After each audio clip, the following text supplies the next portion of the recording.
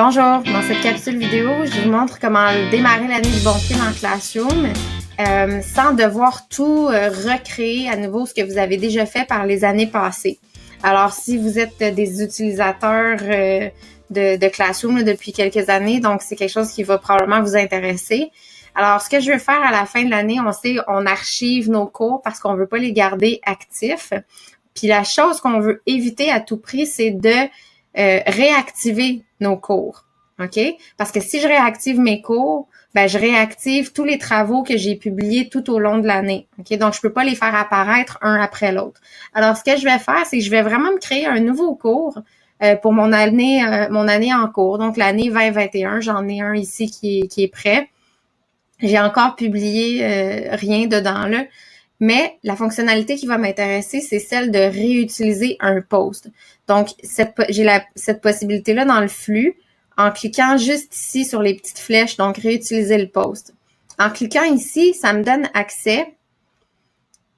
accès à tous mes cours qui sont actifs, mais également aux cours qui ont été archivés par les années passées. Donc, je pourrais aller fouiller dans plein d'autres cours pour essayer de voir, pour aller chercher des publications que j'aurais déjà faites. Par exemple, mon mot de bienvenue en début d'année, je veux pas le réécrire au complet, ben je peux le réutiliser. Donc, je vais voir ici si j'ai du contenu. Il faut juste que je trouve un cours dans lequel j'avais publié quelque chose. Alors ici, j'ai un cours qui avait été créé par les années passées, donc en 2019. Et vous voyez que j'avais une publication dans le flux, un beau gros halo que je peux réutiliser. Et là, dans le fond, c'est que mon message va s'ouvrir en brouillon. Donc, je peux vraiment ajouter tout ce que je veux. Là, je pourrais le modifier au maximum. Je pourrais ajouter aussi des documents Drive, des hyperliens vers les sites web, un fichier, vidéo YouTube, etc. Donc, il s'ouvre en brouillon. Je peux aussi programmer pour que l'annonce soit publiée ultérieurement. Je pourrais juste l'enregistrer aussi comme brouillon pour le terminer plus tard. Donc, je peux le modifier. Je dis comment je me sens face à la rentrée. Je pense que ça représente bien notre sentiment cette année. Et je publie. Je peux faire la même chose également pour les travaux et les devoirs. Puis ce qui est le fun, c'est que dans les travaux et devoirs, non seulement toutes mes consignes se collent, se copient-collent, mais en plus, tous les documents, les hyperliens, les vidéos YouTube que je vais avoir joints, tout ça va suivre mon devoir. Donc, quand je clique sur créer, je vais réutiliser le post. Donc là, ici, ça va être, là, on le voit pas, là, mais ici, je suis vraiment dans la section de travaux et devoirs. Encore une fois, j'ai accès aux cours qui sont archivés, donc je pourrais aller ici, je sais pas, oui. Donc, j'avais une question ici dans ce cours-là, je pourrais la réutiliser. Ici, j'avais quand même pas mal de devoirs, donc je pourrais décider, moi, je vais réutiliser ma capsule sur l'écriture avec l'accord du participe passé avec être. Je le réutilise.